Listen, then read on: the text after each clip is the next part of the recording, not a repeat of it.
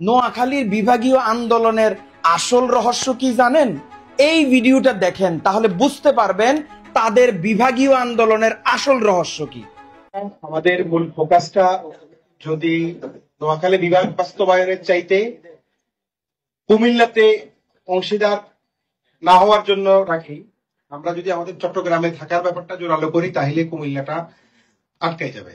আমি যতটুকু আমার ছোট মস্তিষ্কে বুঝি, এই ফোকাসটা আমরা সবাই ঠিক রাখি। আমরা নোয়াখালী বিভাগ বাস্তবায়ন আন্দোলনে ঢাকাস্থ কবিরাট উপজেলা জাতীয়তাবাদী ফোরাম থেকে আমাদের সর্বোচ্চ মেম্বার সাপোর্ট দেব। আপনাদের এই ভিডিও দেখার পর আমার তো মনে হচ্ছে নোয়াখালী বিভাগ চাই যে স্লোগানটা, এটা হচ্ছে ভুয়া স্লোগান। তাদের ভেতরে আসল স্লোগান হচ্ছে কুমিল্লা ঠেকাও। ছি, ধিক্কার জানাই আপনাদেরকে ধিক্কার জানাই। কারণ আপনারা নিজেরা তো যোগ্য হতেই পারেননি, আরেকটা যোগ্য জেলা যখন বিভাগ হওয়ার পরিপূর্ণতা অর্জন করেছে সেটাকে রুখে দেওয়ার জন্য আপনারা মাঠে নেমে এখন কুমিল্লাকে বিভাগ হতে বাধা দিচ্ছেন। একজন ভালো খাচ্ছে, ভালো ঘুমাচ্ছে, সেটা আপনাদের সহ্য হচ্ছে না। কুমিল্লা ঠেকাও। কুমিল্লাকে ঠেকালেই কি আপনাদের শান্তি?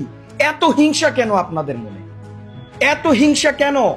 যদি আপনাদের এতই হিংসা হয়, ছিঁড়ে ফেলে দিতে পারবেন কুমিল্লা বোর্ড থেকে যে সার্টিফিকেট গুলো নিয়ে আজকে বড় বড় প্রতিষ্ঠানে কাজ করছেন।